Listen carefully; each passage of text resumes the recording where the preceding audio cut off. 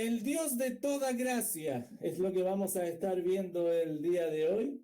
El Dios de toda gracia, y vamos, como les decía antes, la exposición bíblica está basada en 1 de Pedro capítulo 5, entre los versículos 6 al 11. 1 de Pedro capítulo 5, entre los versículos 6 al 11. Si lo encontraron, queridos hermanos, le invito a que le demos lectura en el nombre del Señor. Humillaos, pues, bajo la poderosa mano de Dios, para que Él os exalte cuando fuere tiempo, echando toda vuestra ansiedad sobre Él, porque Él tiene cuidado de vosotros. Sed sobrios y velad, porque vuestro adversario el diablo, como león rugiente, anda alrededor buscando a quien devorar, al cual resistid firmes en la fe, sabiendo que los mismos padecimientos se van cumpliendo en vuestros hermanos en todo el mundo. Mas el Dios de toda gracia, que nos llamó a su gloria eterna en Jesucristo, después que hayáis padecido un poco de tiempo, Él mismo os perfeccione, afirme, fortalezca y establezca. A Él sea la gloria y el imperio por los siglos de los siglos. Amén.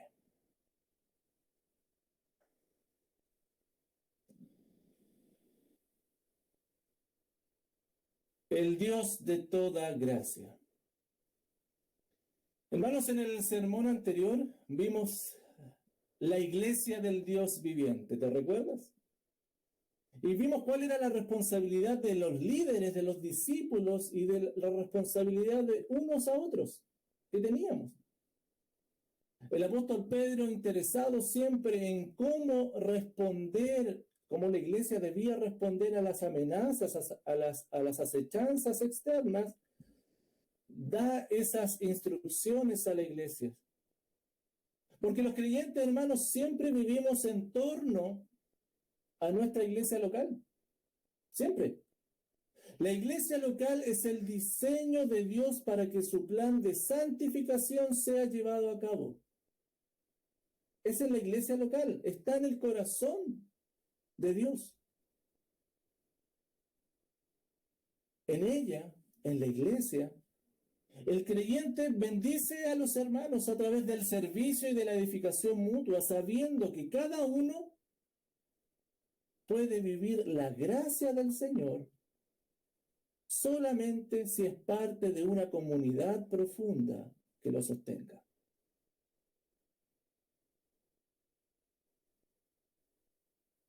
Sin embargo, hermanos, la comunidad profunda, la iglesia, se nutre de la responsabilidad individual de cada creyente. Esta responsabilidad que tú y yo individualmente tenemos para con Dios. Hermano, porque cada uno de nosotros, siendo parte del cuerpo de Cristo, tenemos una función individual y debemos responder a ella. Y hermano, en tiempos adversos, esa responsabilidad sigue estando en pie.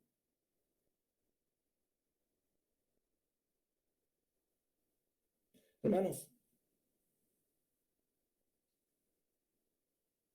cada miembro del cuerpo es ayudado por los otros para fortalecerse. Pero cada miembro en sí mismo tiene su propia responsabilidad y una función individual de nutrir al resto. Y el apóstol Pedro, mira, por favor, vayamos acá al capítulo 5, ha venido hablándole a los hermanos de la iglesia de Asia Menor, estos hermanos del primer siglo, les ha hablado Pedro a ellos la importancia de la iglesia local en sus vidas, pero hoy día, ahora y a través de estos versículos, Pedro los llevará a un plano individual y cómo cada uno de ellos debía enfrentar, contemplando a Dios, las circunstancias que estaban viviendo. De la misma forma, hermano, tú y yo, en nuestra iglesia local, Monteverde, hoy día seremos animados y exhortados. Vamos a ser instruidos de aquellos principios bíblicos que debieran guiarnos hacia Dios. ¿Y cuál es el fin? De que, por sobre todas las cosas, hoy podamos evaluar ¿Cuál está siendo la respuesta individual hacia Dios en estos tiempos tan complicados?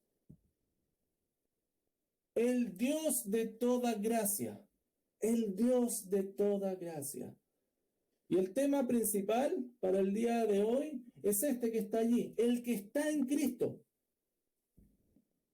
El que está en Cristo, y muchos de ustedes ya saben porque yo generalmente pongo eso, el que está en Cristo. Porque es la forma que más veo en la Escritura, al menos en el Nuevo Testamento, que se refiere a los cristianos. Ahí hay contados pasajes que se les llama cristianos. Generalmente se les refiere a los que están en Cristo. Y los que están en Cristo responden a la adversidad no por sus medios, sino guiado por los principios bíblicos. El que está en Cristo, entonces, responde a la adversidad porque hay adversidad desde distintos flancos, hermano. Pero no, el que está en Cristo no responde por sus propios medios, sino guiado por los principios bíblicos. Los principios bíblicos son los que determinan la respuesta del creyente ante la adversidad.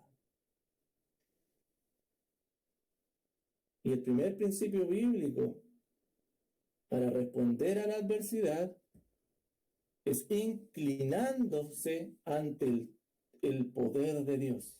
Inclinado ante el poder de Dios. Y entre los versículos 6 y 7, mira, anda por favor allá, en Primera de Pedro, capítulo 5, versículos 6 y 7, allí vamos a estar viendo esto. Nos dice lo siguiente: humillaos pues bajo la poderosa mano de Dios.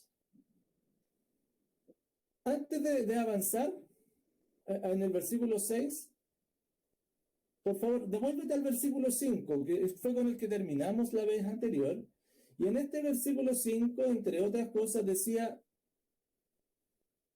en el versículo 5, decía, y todos sumisos unos a otros, revestidos de humildad. ¿Te acuerdas que lo vimos? Que era la característica que la iglesia debía mostrar, una humildad, una sumisión mutua. Bueno, aquí en el versículo 6 dice, humillaos pues bajo la poderosa mano de Dios. Y hermano, Pedro vincula estos dos versículos de manera en que quede claro y recalca la importancia que estas relaciones mutuas de humildad,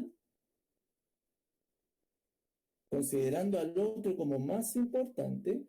Pero Pedro aquí en el versículo 6, mira lo que dice, humillaos pues bajo la poderosa mano de Dios. Les recuerda a los hermanos que para someterse mutuamente y humillarse uno al otro, la raíz de este sometimiento mutuo es primero el sometimiento a Dios. Humillaos pues bajo la poderosa mano de Dios. Por lo tanto, sí, hay que someterse mutuamente, pero el someterse mutuamente primeramente es un símbolo de que me he sometido, que me he humillado a Dios.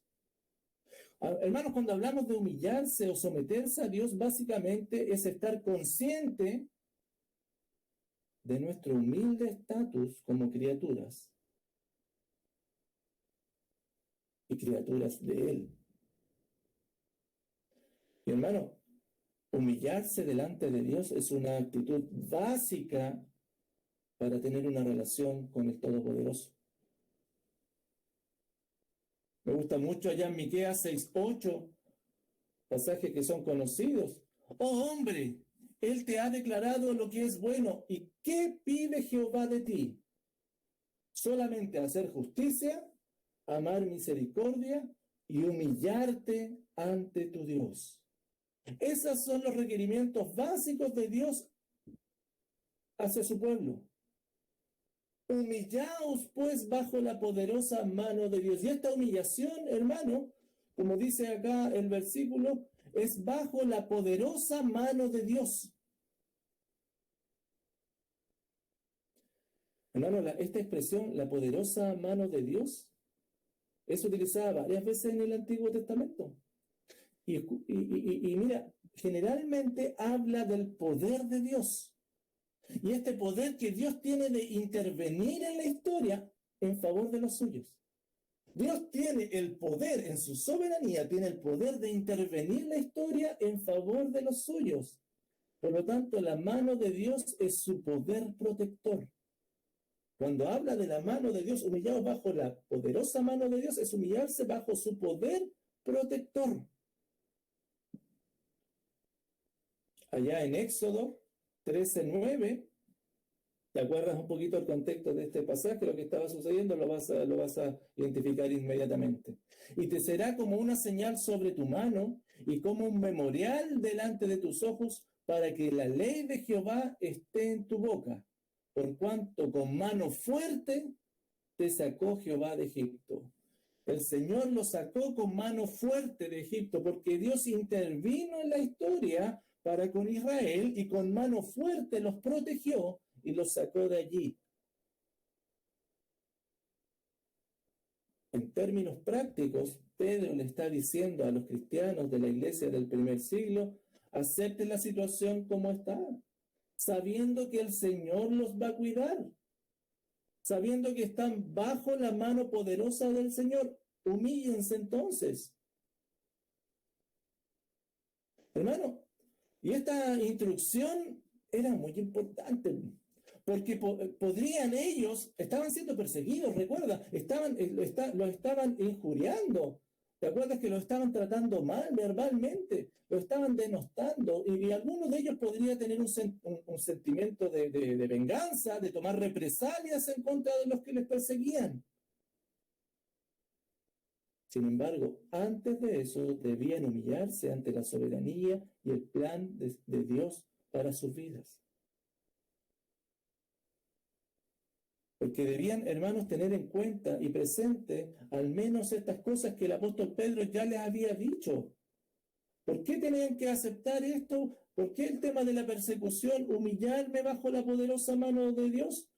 Porque la persecución viene sobre los cristianos fieles y la persecución no está lejos de la voluntad de Dios. En el 3:17 ya lo había hablado así. Dios está queriendo perfeccionar a los suyos y su voluntad la ha trazado según su designio. Por lo tanto, debían humillarse bajo la poderosa mano de Dios. Además, ellos deberían reconocer las pruebas dolorosas como parte normal de la vida del creyente. No es cosa extraña que le está sucediendo. Humíllense entonces bajo la poderosa mano de Dios. Y la persecución es una experiencia purificadora del juicio de Dios, como lo dice allá en el 1:7. También habló acerca de la purificación para la iglesia, ¿te acuerdas? Entonces, humillaos pues bajo la poderosa mano de Dios, para que Él os exalte cuando fuere tiempo. Para que Él os exalte cuando fuere tiempo. Hermanos, aceptar la humillación en la sociedad no es el fin del asunto. No queda todo allí. Porque uno podría decir, entonces, ¿qué? ¿Voy a vivir sufriendo? ¿Eso es todo lo que me espera? Pedro muestra el propósito. El humillarse bajo la poderosa mano de Dios tiene como propósito ser exaltado en el tiempo de Dios. Por tanto, hermanos, es un tema de tiempo. Es un tema de fidelidad, de esperanza. Cuando los creyentes se humillan bajo la poderosa mano protectora de Dios, conocen que es parte del proceso actual de lo que les toca vivir ahora, ser humillados hoy para dar a conocer el carácter de Dios. Ese es el fin. Pero cuando Cristo aparezca, los creyentes serán exaltados, restituidos, reivindicados. Hermano, quizás los dos pensamientos de este versículo podríamos unirlos diciendo que los cristianos confiamos en el poder de Dios, quien aun cuando permite que vivamos pruebas, nunca dejará de protegernos y finalmente nos traerá al lugar más seguro. Inclinado ante el poder de Dios. Esa es la actitud que el apóstol Pedro, este principio que el apóstol Pedro está compartiendo con los hermanos para poder enfrentar las situaciones adversas. Particularmente lo que estaban viviendo ellos era la persecución. Versículo 7. Echando toda vuestra ansiedad sobre Él, porque Él tiene cuidado de vosotros. Por supuesto, las situaciones adversas producen ansiedad, angustia. La mente se divide en distintos lugares y por supuesto eso incluso afecta a nuestro organismo. Sin embargo, humillándose bajo la poderosa mano de Dios, teniendo tal confianza, viene entonces esta actitud, descansar en Dios todo el tiempo, echando toda vuestra ansiedad sobre Él, porque Él tiene cuidado de vosotros. Pedro parece estar haciendo eco del Salmo 55, 22. Echa sobre Jehová tu carga, y Él te sustentará. No dejará para siempre caído al justo. Oh, qué palabras más esperanzadoras, qué palabras más potentes tienen que haber sido para estos hermanos que se tenían que dar cuenta que finalmente, ante las situaciones complicadas y adversas, lo mejor era reconocer el poder de Dios que le iba a traer descanso, porque podrían descansar, echar toda su ansiedad sobre Él, porque Él tiene cuidado, porque Él tiene cuidado. Hermano, el mismo Señor Jesucristo hablaba de esto. ¿Te acuerdas allá en Mateo 6:25? No os afanéis, no os afanéis por vuestra vida, porque habéis de comer o que habéis de beber, ni por vuestro cuerpo, ni por lo que vas a vestir. ¿No es la vida más que el alimento y el cuerpo más que el vestido? No se afanen. Toda ansiedad tiene que ser puesta sobre Él. Hermano, y en el caso de estos hermanos del primer siglo, quienes recuerda que ellos habían perdido su estatus social, ellos habían perdido el respeto de sus cercanos, no tenían familia, muchos de ellos no tenían amigos. A ellos Pedro les instruye que echen sus ansiedades sobre Dios. Otra forma de decirlo es como Pedro también ya lo había dicho allá en el 4:19 al final. ¿Te acuerdas? Encomienden sus almas al fiel Creador y hagan el bien. Vuelve a insistirles en esto de descansar en el Señor, echar sobre Él la carga, que no hayan ansiedades. El Señor Jesucristo así lo decía. Porque la ansiedad, hermano, por supuesto, nos separa de Dios. Las ansiedades, hermanos, como les decía delante, llevan a que nuestra mente se divida y comienza a estar preocupada en distintas cosas. Y la ansiedad nos lleva a preocuparnos tanto del futuro que nuestra mente se divide y no puede estar nuestra mente unida, que es el requisito de amar al Señor con toda nuestra mente.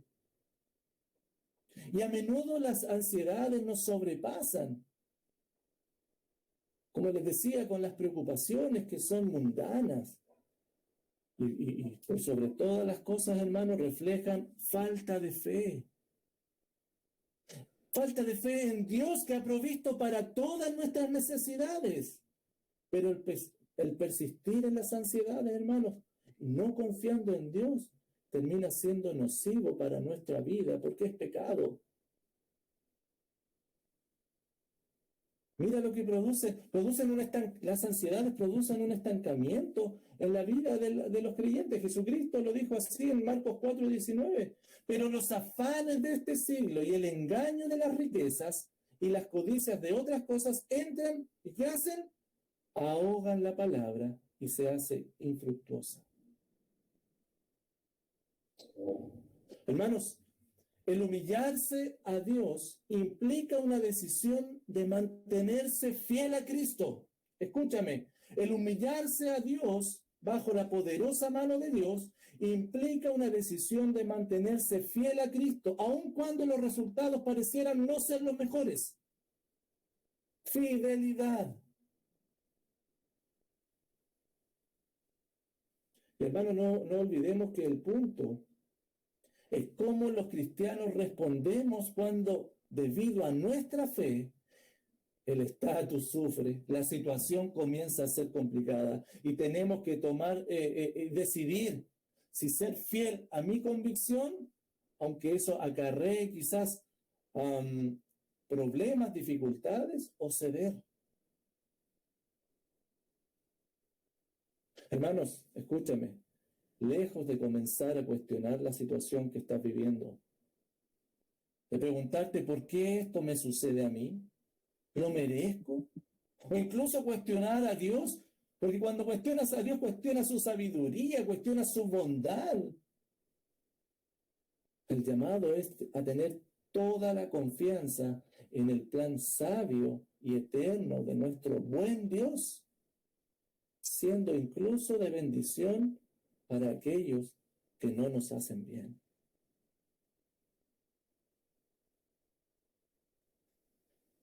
Creo que al menos en nuestro país el cristianismo está volviendo al lugar que siempre tuvo.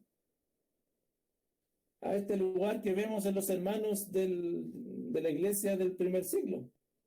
Personas denostadas, personas apartadas, perseguidas, tratados como ignorantes, como fanáticos, y con una sociedad que se erigía cada vez más en contra de los mandatos de nuestro buen Dios. Bueno, así estamos también hoy en día. Hermanos, ¿cómo reaccionamos ante eso? ¿Con preocupación? ¿Con ansiedad? Es tiempo de ser fieles a Cristo, aceptando su voluntad, sabiendo que su mano protectora no nos deja, descansando en sus cuidados. Él tiene cuidado de ti. Él tiene cuidado de mí. ¿Cuánto de lo que está sucediendo hoy en día te tiene sobrepasado? ¿Te tiene muy preocupado? ¿Que quizás has estado ahogando la palabra del Señor en tu vida?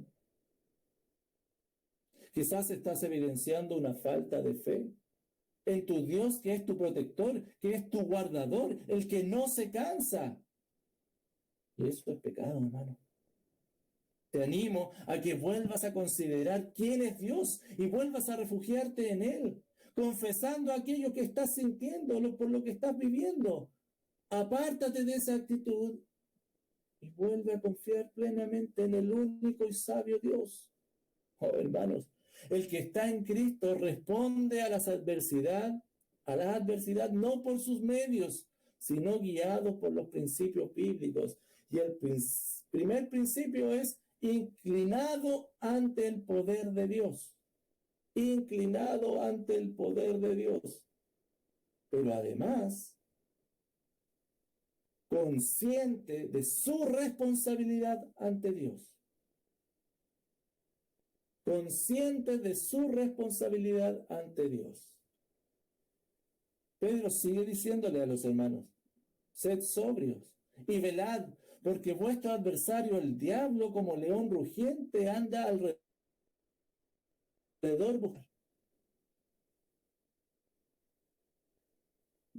A continuación, el apóstol Pedro presenta el lado negativo o la amenaza que las pruebas pueden tener.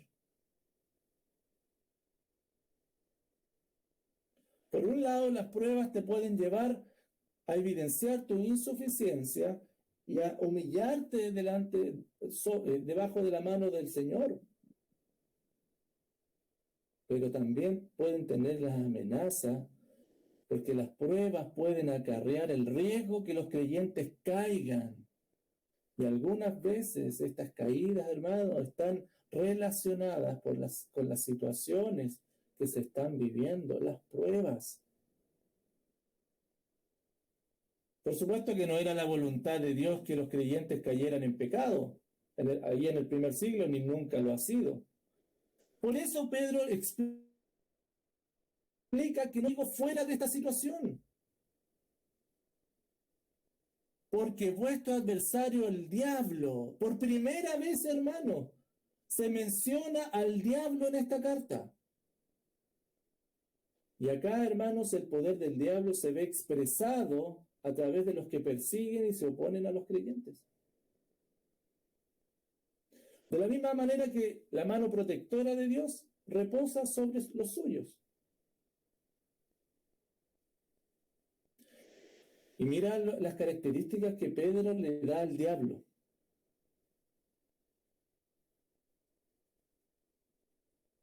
Primero le dice que es adversario de los creyentes.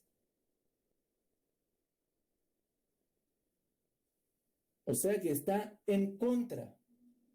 Pero además, mira, muestra la imagen de un león rugiendo.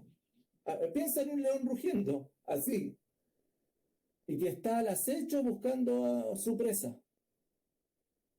Imponente, ¿cierto? Majestuoso, un león rugiendo. Pero con hambre. ¿Qué podían hacer ante esta gran amenaza? ¿Qué podían los creyentes hacer ante esta situación?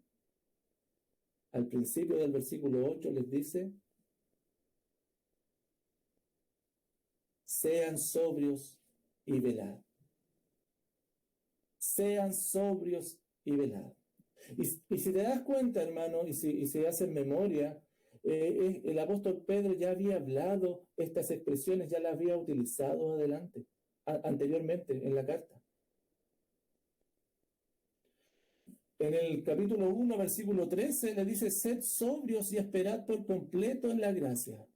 En el capítulo 4, versículo 7, les dice: sean sobrios y velen en oración. ¿Te acuerdas que los vimos? Entonces, hermano, este es el tercer llamado a la iglesia que Pedro les hace para que estén alertas y con la perspectiva correcta de la vida, mirando a Jesucristo. Hermano, estar alerta y ser sobrio es un requisito necesario para cada creyente. De lo contrario, hermano, se subestima al enemigo. Hermano, seamos claros. Solo un necio, un tonto, no toma recaudos cuando anda un león dando vueltas. Porque, hermano, un león que está merodeando, nadie, ni los pastores, ni las ovejas se duermen. Están alertas, están vigilando. Y Pedro les dice entonces: entiendan la persecución no solo como producto del engaño o la malicia de las personas, sino que había poderes satánicos detrás que estaban provocando esta situación. Pedro está llamando a la iglesia a no ser inocentes. No vean la persecución superficialmente. Por eso debían ver las cosas con una perspectiva bíblica, siendo sobrios y no dejar de estar alerta, vivir en oración.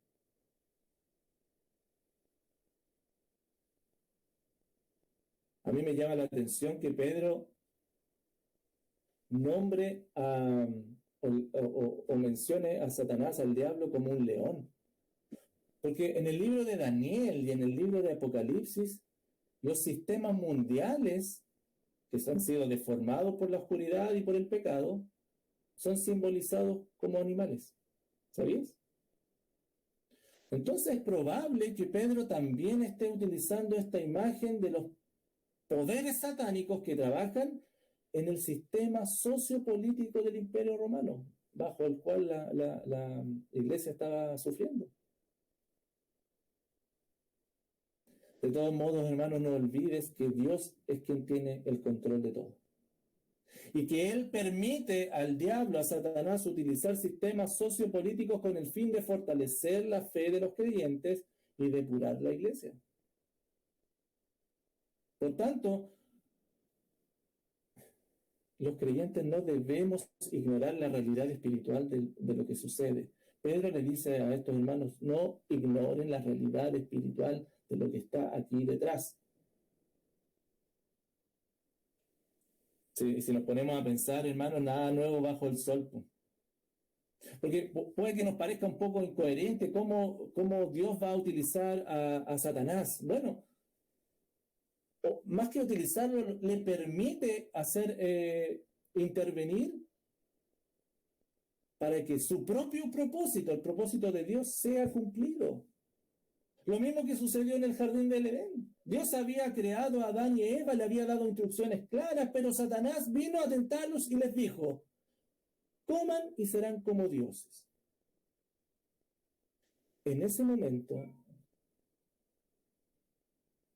Adán y Eva tuvieron la oportunidad de ser sobrios y estar alertas, de estar firmes contra las acechanzas de este enemigo, que ya no en forma de león, sino que en forma de serpiente les acechaba. Pero ellos, Adán y Eva, no velaron, no fueron sobrios, sino que sucumbieron. Hermano, por lo tanto, quédate tranquilo, porque esta dinámica entre Dios, Satanás y los seres humanos van a continuar hasta el regreso de Jesucristo. Incluso el día de hoy lo vemos así en nuestra sociedad.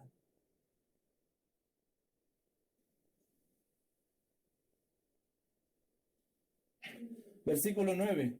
Al cual resistir firmes en la fe, sabiendo que los mismos padecimientos se van cumpliendo en vuestros hermanos en todo el mundo. Para enfrentar la amenaza del enemigo, además de velar en oración y ser sobrios, los cristianos tienen otra responsabilidad: resistir firmes en la fe al diablo. Resistir firmes en la fe. Los creyentes no debían ser pasivos, ni permitir ser devorados por este león. Bueno, obviamente que los seres humanos no tenemos muchas opciones de éxito frente a un león hambriento. Estamos claros, ¿cierto? Pero las armas del cristiano no son terrenales, sino que al diablo se le resiste firme en la fe. En la fe. La misma actitud que el siervo del Señor iba a tener. Isaías 57 dice, porque Jehová el Señor me ayudará, por tanto no me avergonzaré. Por eso puse mi rostro como un pedernal, como una piedra, y sé que no seré avergonzado. Esa es la actitud, así se resiste en la fe, proclamando el Evangelio, dando gloria al Señor, siendo testigos de Cristo. Hermano, el ánimo anticristiano en el primer siglo había sido esparcido. No solo en Asia Menor, sino que para el tiempo en que esta carta fue escrita, alrededor del año 65 después de Cristo, no solo en Asia en Asia Menor los cristianos estaban siendo perseguidos, sino que en la ciudad principal, en Roma, ya se estaban levantando la animosidad en contra de la iglesia. Entonces, estos hermanos tenían la gran posibilidad, porque sabiendo que los mismos padecimientos se van cumpliendo en vuestros hermanos en todo el mundo, más que esto sea un consuelo para ellos, tenía que ser un ánimo para ser ejemplo de estos hermanos que comenzaban a sufrir en distintos lugares. Porque los hermanos en distintos lugares que estaban sufriendo ahí ya sabían que en Asia Menor se les estaba persiguiendo e iban a ver la reacción de estos hermanos. Hermanos, la resistencia al enemigo se espera en cualquier lugar donde una comunidad cristiana toma seriamente el mandato de Dios y su compromiso con Él. Cuando estamos seriamente comprometidos con el mandato del Señor, entonces cualquier comunidad cristiana, cualquier iglesia, resiste al enemigo, firme en la fe.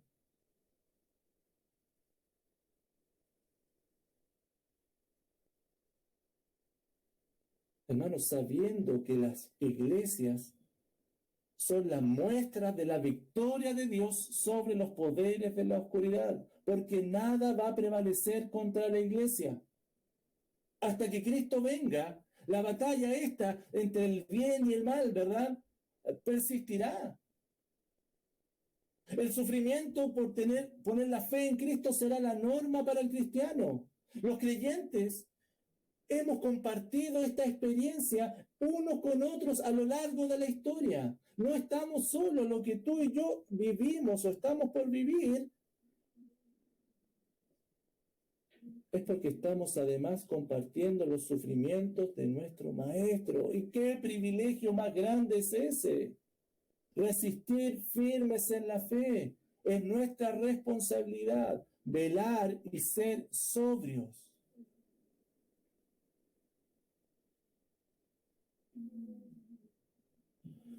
Como les decía adelante, hermanos, el punto es cómo respondemos cuando, debido a nuestra fe, el estatus sufre y la situación comienza a ser complicada.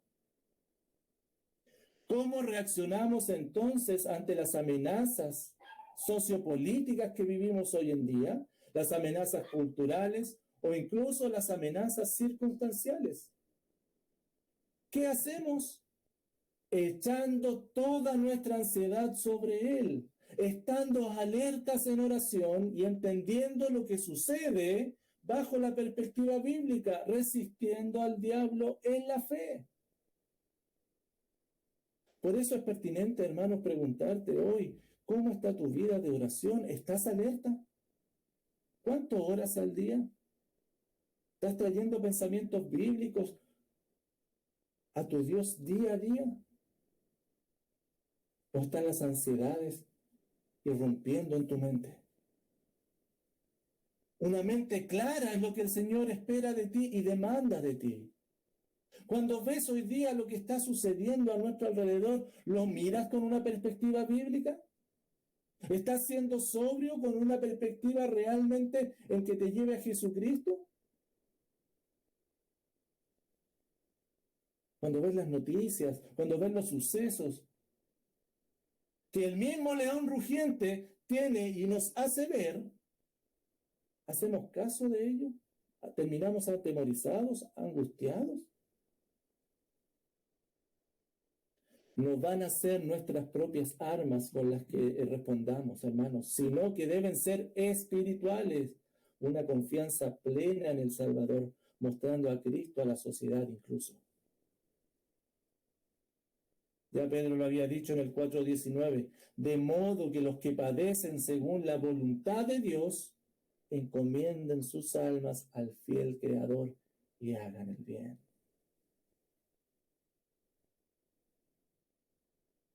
Por otro lado, es importante considerar que siempre, hermanos, lo que hacemos es ejemplo para otros hermanos. Cómo enfrentamos y respondemos a los momentos complicados transmite un mensaje y modela un ejemplo a los demás. Es importante, por tanto, que las pruebas las resistas, no emocionalmente, tampoco esperando una mejora del problema, sino que resístelas en la fe, confiados en la voluntad de Dios. Eso es lo que estás reflejando. Ese es el carácter de Dios que estás reflejando y que le reflejas a tus hijos, a tu familia, a tus hermanos, a todos. ¿Cuál está siendo entonces tu respuesta a las situaciones complicadas? ¿Te estás aferrando a tu fe? ¿El Señor es glorificado a través de tu dependencia y obediencia? ¿Y también edificas a los hermanos con tu ejemplo? Oh, hermano, no olvides, el que está en Cristo responde a la adversidad no por sus medios, sino guiado por los principios bíblicos, inclinado ante el poder de Dios, consciente de su propia responsabilidad ante Dios. Y finalmente, hermano, esperando y alabando a su Dios. Versículos 10 y 11.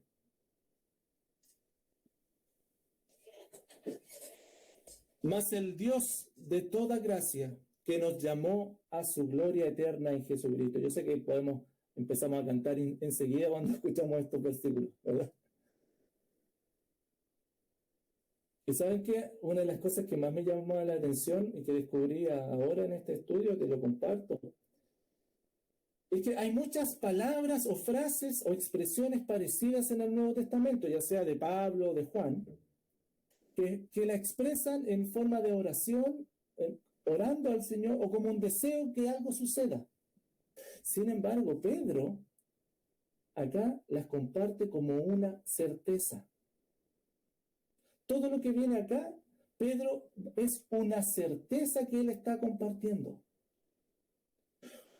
Porque el requerimiento que él le hacía a sus lectores, a la iglesia perseguida, es que sigan las instrucciones, que sigan los mandatos de los versículos 8 y 9. Estar alerta, ser sobrio, resistir firmes.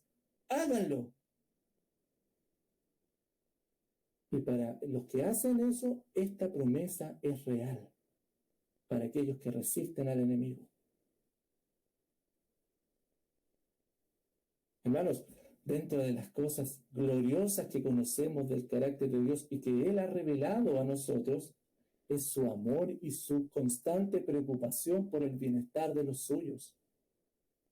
Porque como dice acá el versículo 10, Él los llamó a su gloria eterna. Él los llamó para compartir su gloria con sus hijos. ¿Quién? Él lo hizo, el Dios de toda gracia. Y esto recuerda que no hay otra fuente de misericordia en la vida. Él es el Dios de toda gracia.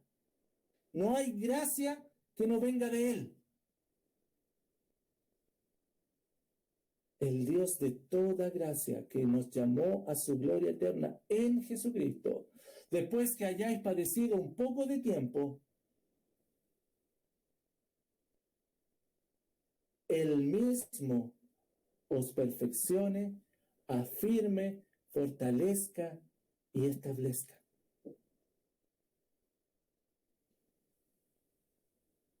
Después que hayáis padecido un poco tiempo, pareciera que Pedro está haciendo un eco de lo que ya le había dicho antes allá en el 1:6, en lo cual vosotros os alegráis, aunque ahora por un poco de tiempo, si es necesario, tengáis que ser afligidos en diversas pruebas.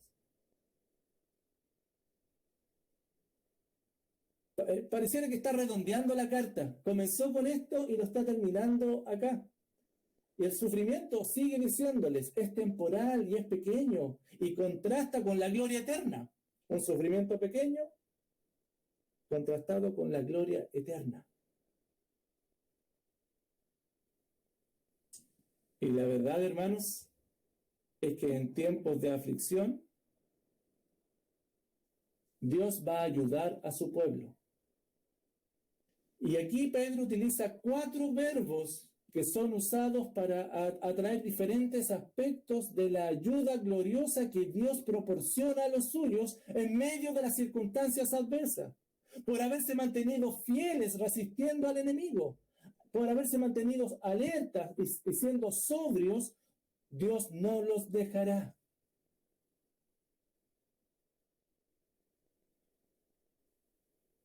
Ojo, porque Pedro escribió originalmente estos verbos en tiempo futuro. No acá como el subjuntivo que está acá, que parece un deseo, ¿cierto? Os perfeccione. No, Pedro dice, y Dios los perfeccionará. Así están en el manuscrito, la copia más cercana al original que tenemos. Por lo tanto, Pedro está transmitiendo certezas, cosas que van a suceder. No es un deseo de él. Ojalá que esto pase. No, realmente esto va a suceder. Dios les perfeccionará. Es lo primero que él les dice. Dios los perfeccionará. ¿Qué quiere decir eso, hermanos? El Señor restaurará y reparará cualquier tipo de daño que hayan recibido para que así el creyente esté listo y dispuesto para enfrentar lo que venga más adelante. Él los va a perfeccionar. Él los perfeccionará, los restaurará, los sanará, los preparará. Pero no solamente eso, sino que también Dios los afirmará. Después que hayan padecido un poco de tiempo y hayan resistido al enemigo, Dios los afirmará. para que su caminar no desmaye, para que ante la tentación que pueda venir, puedan resistir de mejor forma en la fe. Los afirmará. Mira la promesa del Señor. Después que hayan resistido un poco, el Señor los va a perfeccionar, los va a afirmar, los fortalecerá. Dios les va a dar la valentía, la fuerza en sus momentos de debilidad a los creyentes. Dios va a dar la valentía para superar la situación, para enfrentarla, para huir de esa situación, porque van a ser fortalecidos por el Señor, luego de haber resistido al enemigo, luego de haber sido sobrios y estar alerta. Y Dios los establecerá, porque la firmeza no será solo para el caminar, sino que también para que el descanso del creyente esté sobre un firme cimiento, para que no sea socavado y caiga nuevamente. Los establecerá. En otras palabras, ¿qué es lo que va a hacer el Señor con el creyente? Luego de haber resistido al enemigo en la fe, los va a transformar en un carácter que se parezca más a Jesucristo. Resultado de las adversidades, por haberse mantenido fieles a su Señor. Y Dios lo hará, está asegurado. Por tanto, hermano, puede tu ansiedad tener descanso sobre este firme cimiento.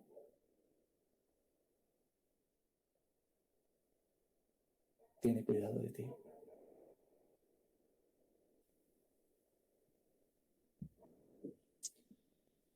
A Él sea la gloria y el imperio por los siglos de los siglos. Amén.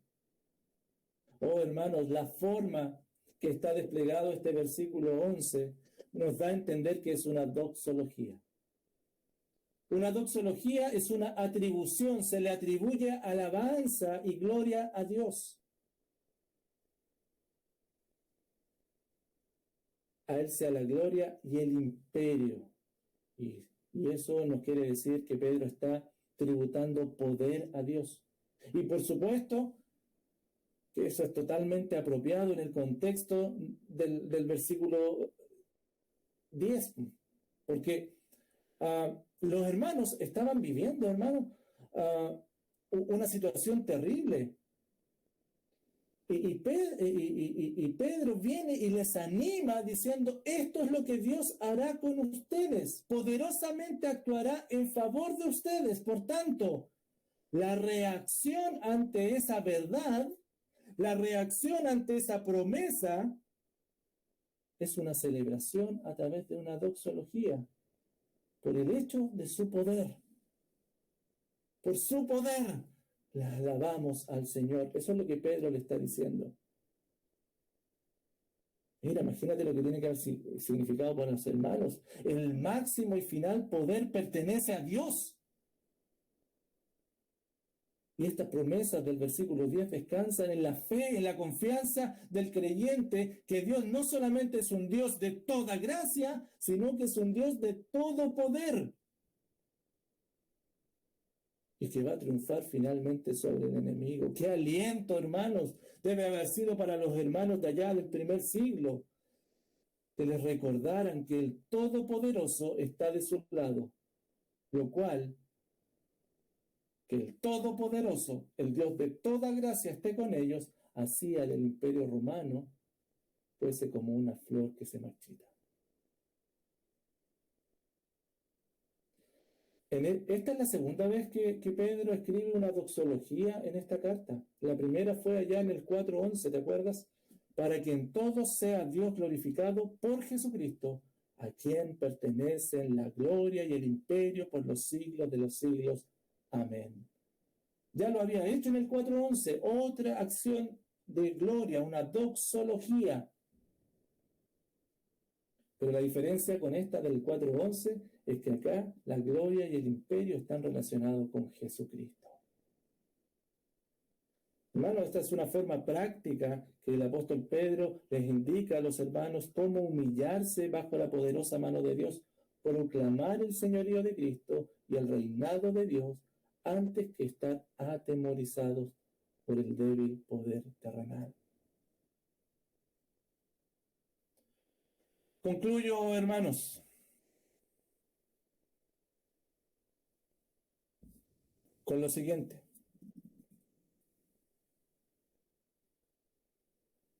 Si bien es cierto, las palabras de Pedro son para hermanos que estaban viviendo persecución y les llama a enfrentar la persecución según las instrucciones que él les da.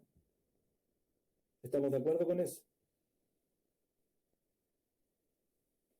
Pero esta historia que vivieron los hermanos en el primer siglo tiene que llevarnos a pensar en nuestras propias persecuciones.